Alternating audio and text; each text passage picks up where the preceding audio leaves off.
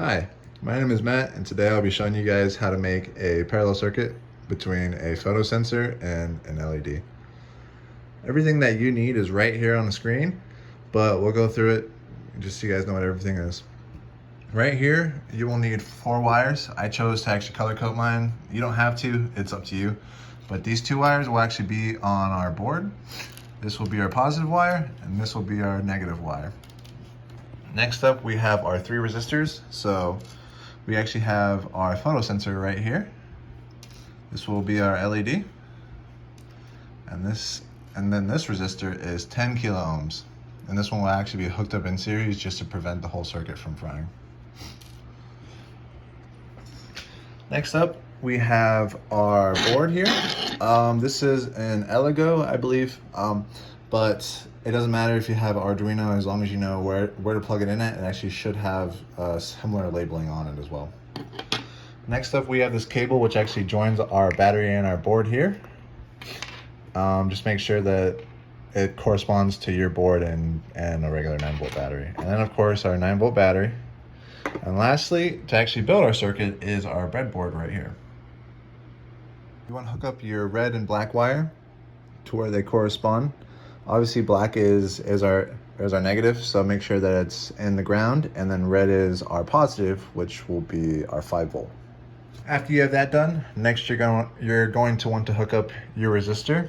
Just make sure that one end is in the same row of this positive line here, so that that current can flow through it.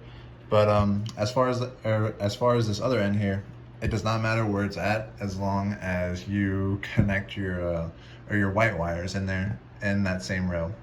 You'll see we've actually hooked up our white wires. This is where our circuit actually breaks into a parallel circuit. So like I said, just make sure that they're in the same row as the blue resistor right there.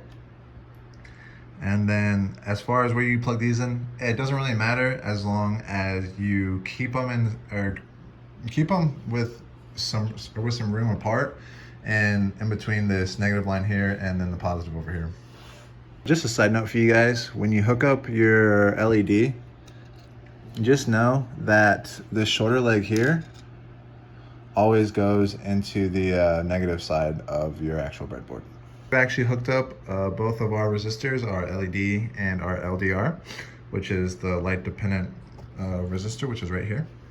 But make sure that each one is plugged into the same row as each end of the white wires that you choose to plug them into, and then plug in that other end of the photosensor and the LED into this negative line here. Next, you'll want to close your circuit by plugging in your black wire from your board. But we still need our voltage source, so let's get that hooked up. All right, as you can see, everything is hooked up now. So we have our light on in our office, but that will be our actual daylight. But I have a piece of paper right here, which will actually simulate our lack of daylight or nighttime, whatever you want to choose it to be. So as you can see here, place this over over our photosensor, and then our LED lights up. And then take it away, our light turns off.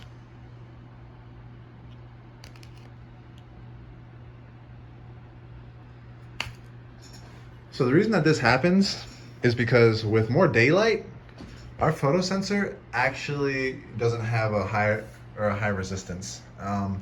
So what that means is our LED has more of a resistance than our photosensor here, which has a very small one once daylight is out and about. But when you apply our lack of light, or I guess in this case, our piece of paper, our photosensor has a dramatically high rise of the resistance, which means that most of our current actually travels through our LED bulb, which gives us the light that you see right now. Thank you for being part of my DIY, and if you guys have any questions, please feel free to leave anything inside the comments and I'll get back to you guys. All right, thanks.